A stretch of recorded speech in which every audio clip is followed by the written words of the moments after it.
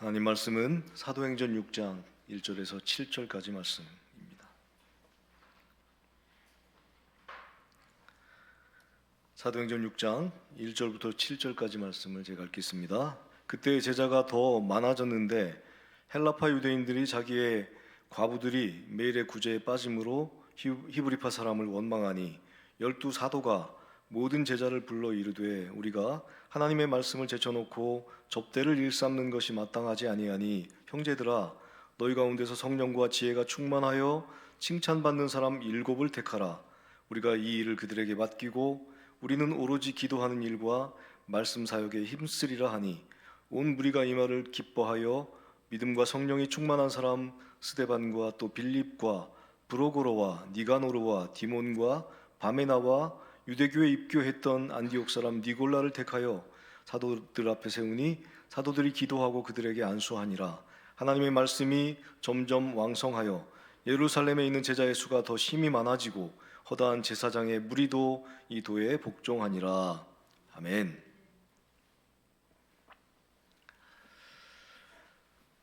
제가 언젠가 세미나에 갔는데 세미나를 인도하시는 분이 그렇게 인사라고 시키더라고요. 우하하. 그래서 우하하가 뭐냐 그랬더니 우리는 하나님 안에서 하나다. 우리 한번 우하하 인사해 봅시다. 우하하. 쑥스럽죠? 뭐 하라고 하면 쑥스러워요. 그렇지만 우리는 하나님 안에서 하나입니다. 우리가 인생을 살아가면서 어떤 잘못된 생각이나 가치관 때문에 그릇된 길로 갈 때가 많이 있습니다. 그 중에 하나가 인생의 행복은 아무런 문제가 없는 것이다 라고 생각하는 거예요. 그래서 나는 문제가 있으니까 난 행복하지 않아, 나는 불행해, 이렇게 생각을 하는 거죠. 아주 잘못된 공식입니다. 인생의 행복은 문제가 없는 데 있지 않습니다. 여러분 한번 생각해 보세요. 나한테 아무런 문제가 없다면 좋을까요? 좋겠죠. 한동안은 좋을 겁니다. 그런데 그렇게 시간이 갈수록 나태해지고 감사를 잃어버리게 될 것입니다. 실제로 그런 가정들이 많아요. 집안에 어려움이 있을 때는 함께 늘 기도하고 어떻게 그 어려움을 믿음으로 이겨내려고 가족이 하나가 됩니다. 그런데 그 문제가 해결되고 가정이 평탄해지니까 서로 불편해지고 가족 간에 불화가 생기고 또 믿음의 길을 떠나는 가정들을 많이 보게 돼요. 교회도 마찬가지입니다. 교회도 문제가 없는 교회면 좋겠지만 그런 교회가 있을까요? 어느 젊은이가 무디 목사님에게 찾아왔습니다. 그래서 목사님, 저한테 좀 문제가 없는 교회 좀 소개시켜 주십시오. 저는 신앙생활하면서 늘 시험을 받았습니다. 제가 교회를 3번이나 옮겼는데 가는 교회마다 이렇게 문제가 있고 시험이 있습니다. 문제 없는 교회 좀 소개시켜 주세요. 그러니까 무디 목사님이 빙그레 웃더니 젊은이, 그런 교회가 있으면 나한테 좀 소개시켜 주게. 나도 그 교회 좀 가게. 그런데 자네는 그런 교회가 있어도 가지 말게.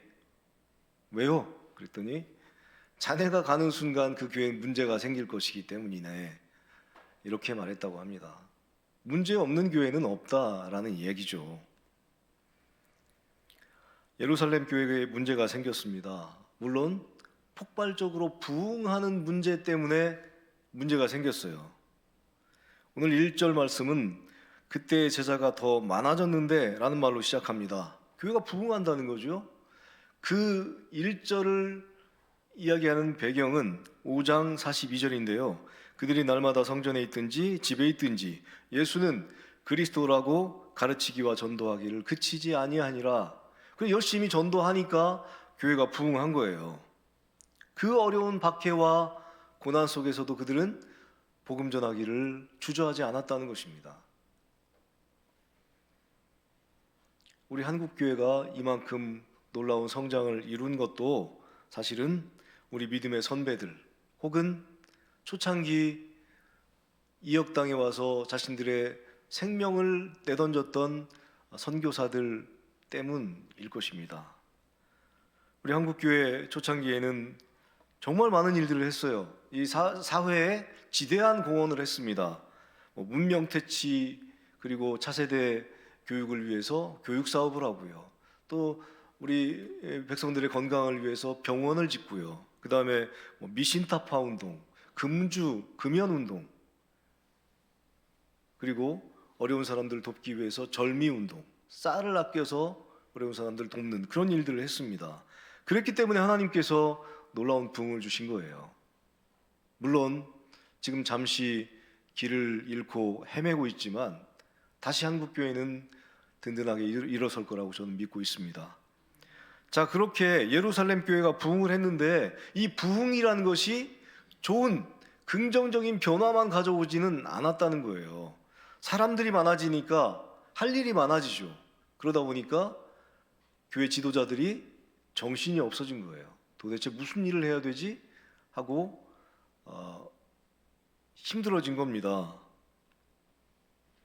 철학자 한병철이 피로사회라는 책에서 현대사회를 멀티태스킹 사회라고 명명했습니다. 이 멀티태스킹이라는 건 한꺼번에 여러 가지 일을 하는 거예요. 이 멀티라는 게 그거잖아요. 여러 가지. 멀티탭, 여러 구멍이 있는 거.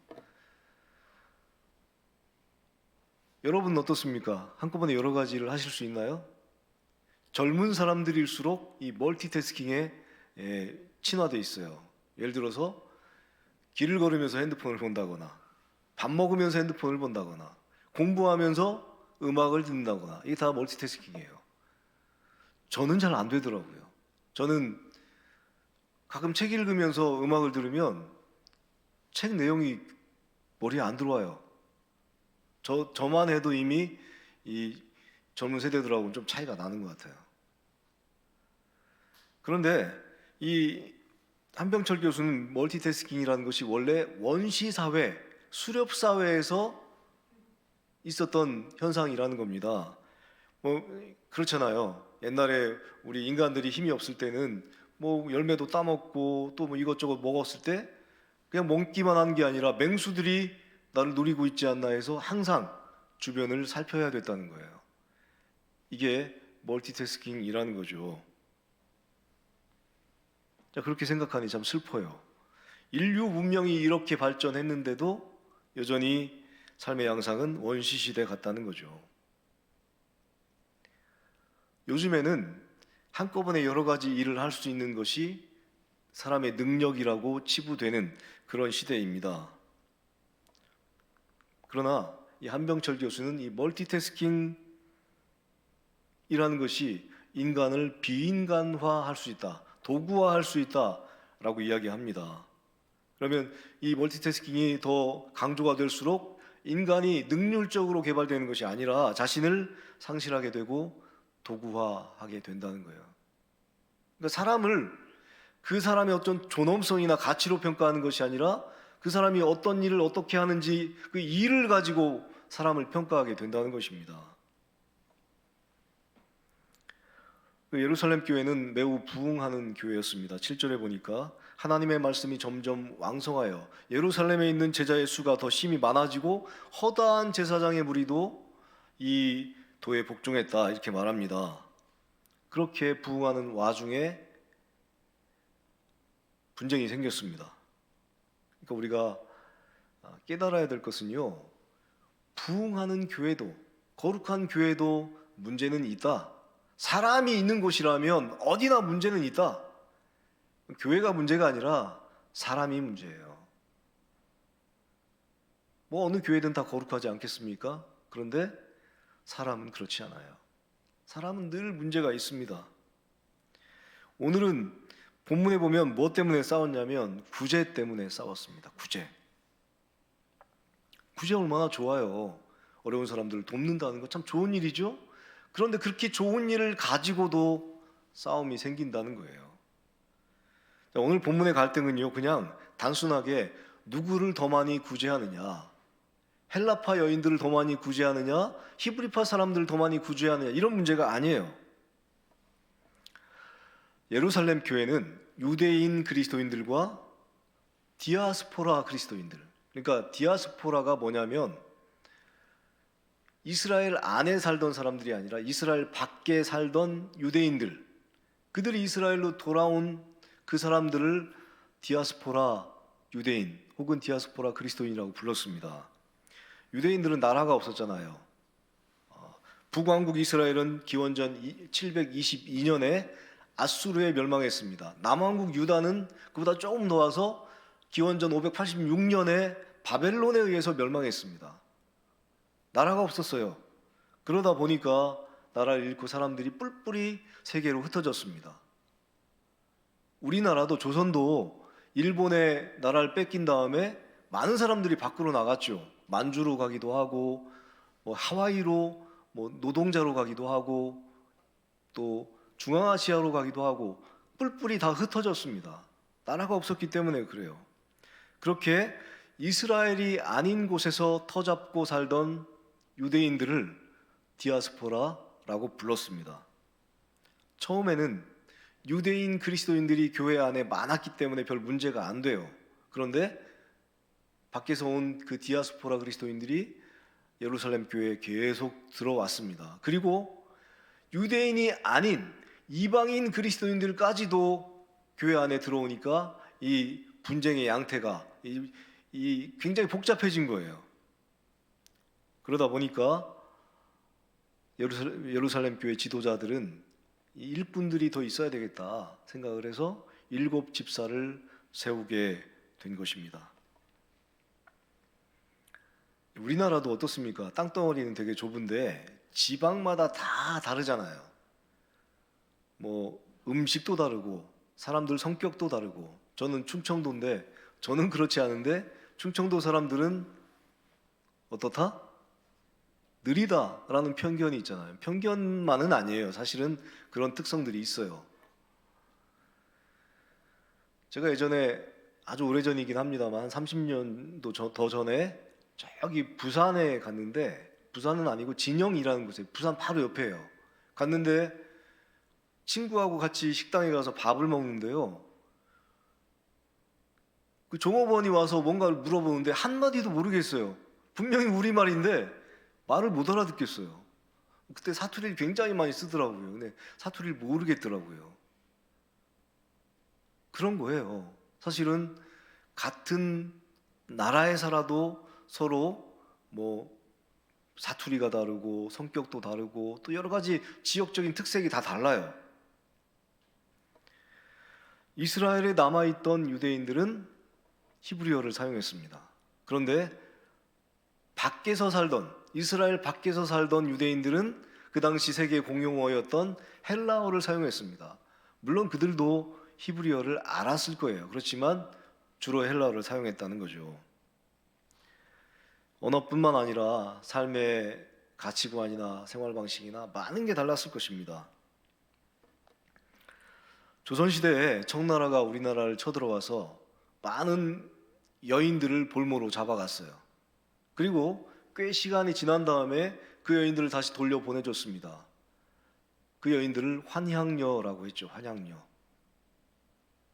말 그대로 하면 고향으로 돌아온 사람들이란 뜻이지만 사실은 그 환향녀란 말 속에는 오랑캐한테 잡혀가서 몸을 더럽히고 온 여자다, 이런 멸시와 분노의 마음, 질시의 마음, 이런 것들이 막 들어있었던 거예요. 히브리파 사람들과 헬라파 사람들은 요즘으로 따지면 우리 한국 사람들과 조선족 사람들 그 정도 느낌이었을 거예요. 조선족들도 원래 한국에서 간 사람들이잖아요. 그런데 그들도 한국말을 알긴 알지만 그들은 중국에서 사니까 중국어를 써요. 이런 차이라는 것이죠. 우리가 조선족들을 약간 낮춰보잖아요. 그렇듯이 히브리파 사람들도 디아스포라 유대인들을 낮춰봤을 거예요. 좀 멸시했을 겁니다.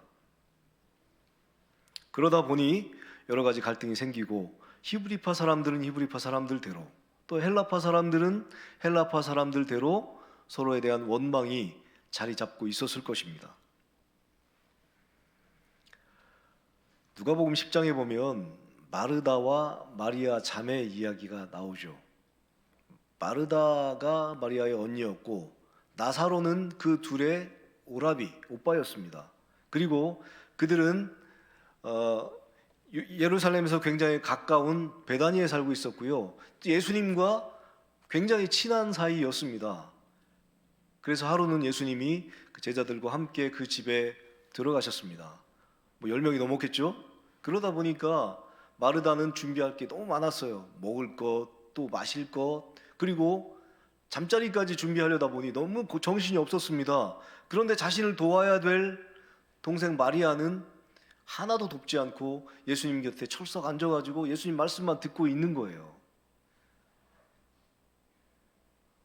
여러분 같으면 어떤 마음이겠습니까? 아이고, 내 동생이 참 잘하네, 이랬을까요? 아마 마음속에 원망하는 마음이 생겼을 겁니다. 그런데 그런 마음은 누구나 생길 수가 있죠. 그런데 마르다는 그 마음을 마리아를 향한 게 아니라 예수님을 향했어요. 아니, 예수님이 지금 이렇게 바쁜 걸 보시면 마리아한테 야, 너도 가서 좀 도와라, 이래야 되는 거 아닌가? 그런데 왜 예수님은 그런 말씀도 안 하시지? 그리고 예수님한테 따지듯이 물었습니다. 예수님, 지금 이렇게 바쁜데요, 마리아한테 가서 나를 좀 도우라고 좀 해주세요. 그러니까 예수님이 그래, 마르다야, 미안해, 내가 좀 몰랐네, 마리아야, 가서 언니 좀 도와, 이렇게 해줄 줄 알았는데 예수님은 오히려 마르다를 책망하십니다.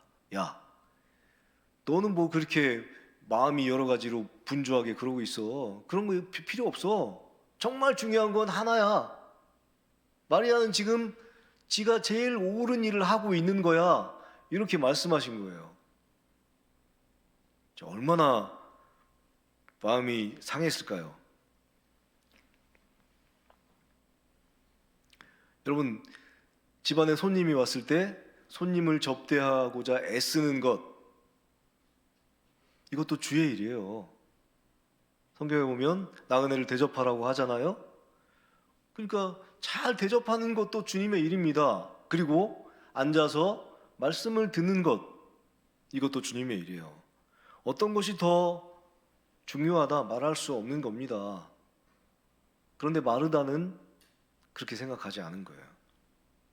예수님은 마르다를 책망하시면서 마음이 들떠 있다고 말씀하십니다. 이 들떠 있다를 영어 성경에서는 업셋이라고 표현하고 있는데요, 이건 뭐냐면 마음이 틀어졌다는 거예요. 마음이 상했다는 거죠. 그러니까 좋은 일을 하면서 마음이 상한 거예요. 여러분, 그건 굉장히 어리석은 일입니다. 우리가 교회 일을 할 때도 마찬가지예요. 교회 일하는 거 얼마나 귀한 일입니까? 하나님의 일이잖아요. 교회에서 우리 교우들을 대접하기 위해서 주방에서 열심히 일하는 것, 또 예배당을 깨끗하게 청소하기 위해서 와서 애쓰는 것, 안내하는 것, 찬양 인도하는 것, 찬양하는 것, 모든 것들이 다 주님의 일입니다. 귀한 일이에요. 그런데 그 귀한 일이 귀해지기 위해서는 감사하는 마음으로 해야 됩니다. 일을 하면서 난 왜 이렇게 힘들게 일을 하고 있지?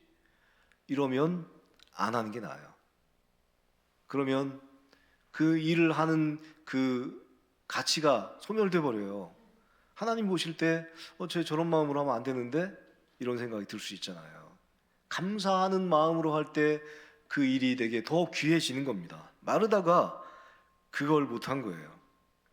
오히려 좋은 마음을 가지고 시작한 것이 예수님을 향한 원망의 마음으로까지 마음이 변질되어 버린 것입니다.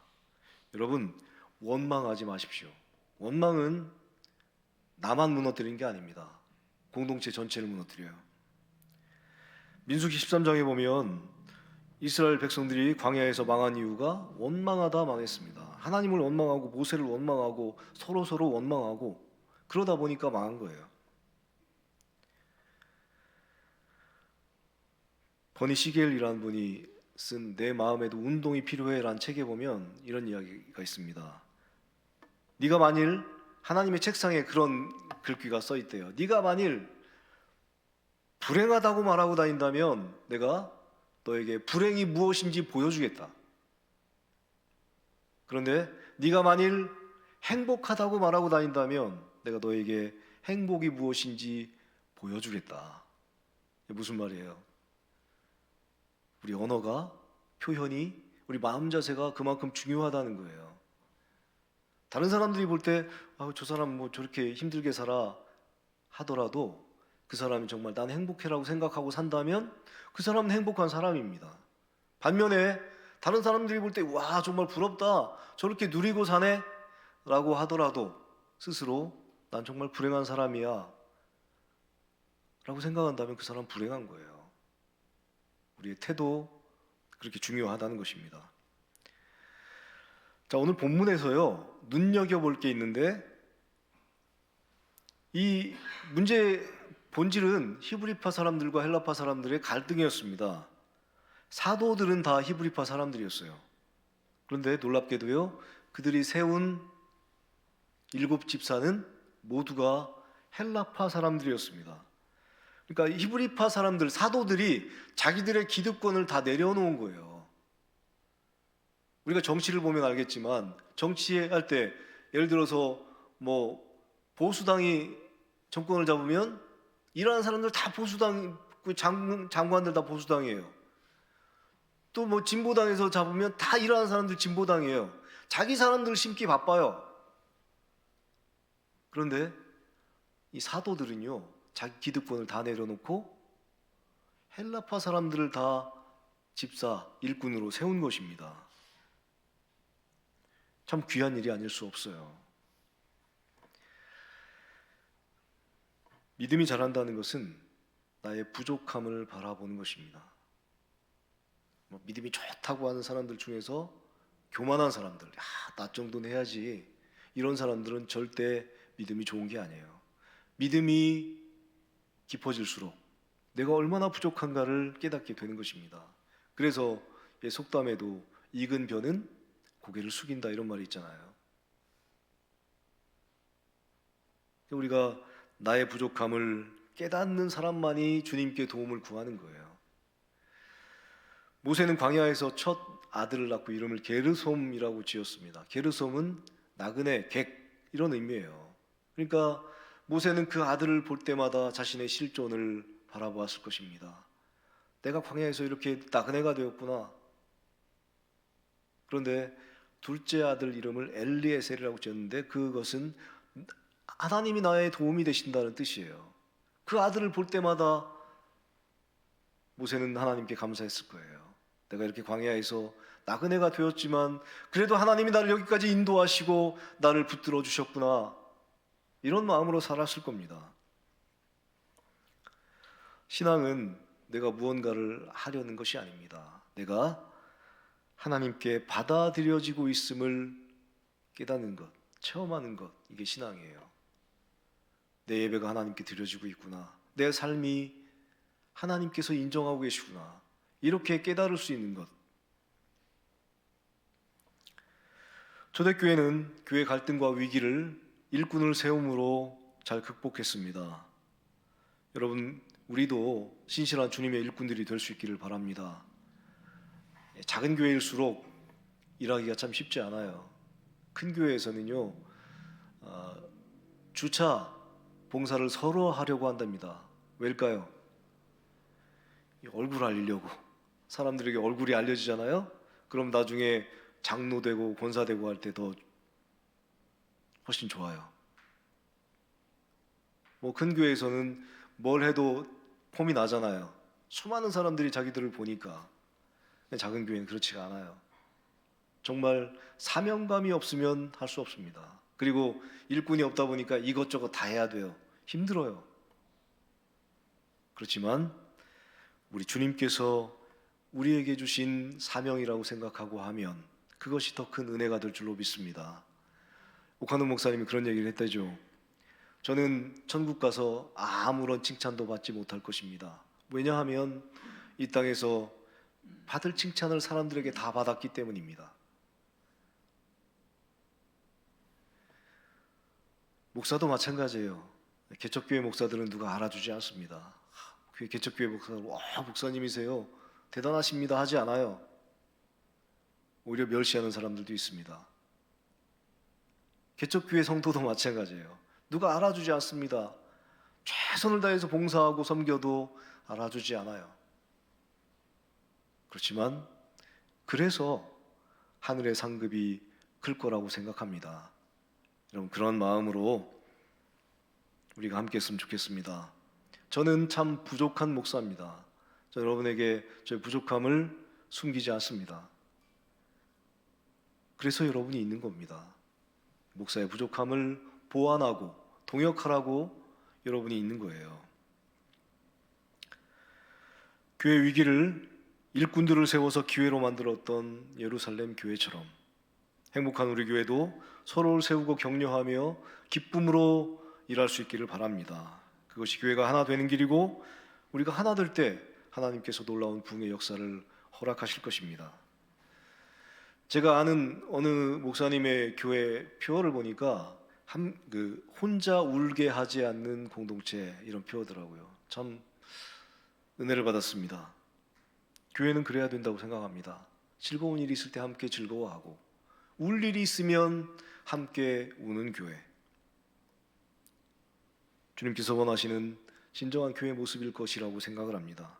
그렇게 교회 하나됨을 위해 서로 위로하고 격려하며 함께 나갈 수 있기를 간절히 축원합니다. 우리 찬양하고 함께 기도하겠습니다. 하나님,